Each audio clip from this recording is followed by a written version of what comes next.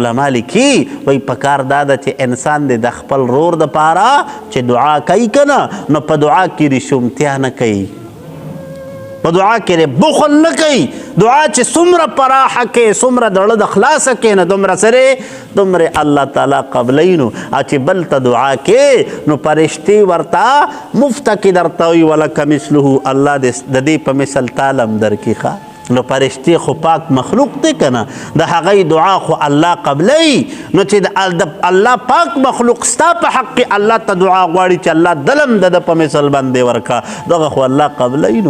نو ځان له څه کوي کتابونه لیکي. یو بزرګ څخه یو سړی رالی وی جی وی هغه مقام راته وښایه چې په کم مقام کې زه کومه دعا غواړم او هغه دعا الله قبلوي. هغه ورته وی آسان یو عمل دی، آسان یو عمل دی.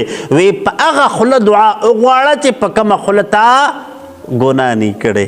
هغه ورته وی حضرت دا به څنګه زما خو یو خوله ده نو، یو خوله ده نو، په دې خولې خو خامخا زه به هر څه ویم. نو بیا هغه ورته وایي دعا د بل په خولې باندې ځان دپاره دعا وغواړه، د بل په خولې خو تا ګناه نه دی کړی که نه، د بل خوله خو ستا په حق کې څه ده صفا ده که نه. نو بس چې بل په حق ستا په حق کې دعا الله ته وغواړي نو هغه خو ډایرکټ قبلېږي که نه.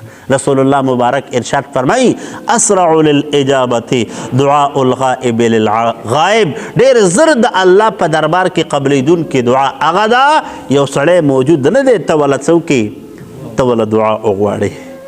او نن په دې دنیا کې نور دیسو بس دغه دعا ده نور خو خامخا پیسې څوک چاله نه ورکوي که د پیسو په سر خو یو بل هغه یو بل رونه اکثر یو بل سره ورورولۍ دغه کوي سر ماته یو بل له، خو کم از کم دغه دعا ده.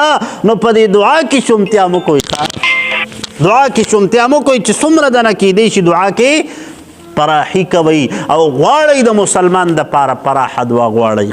صدق الله العظیم.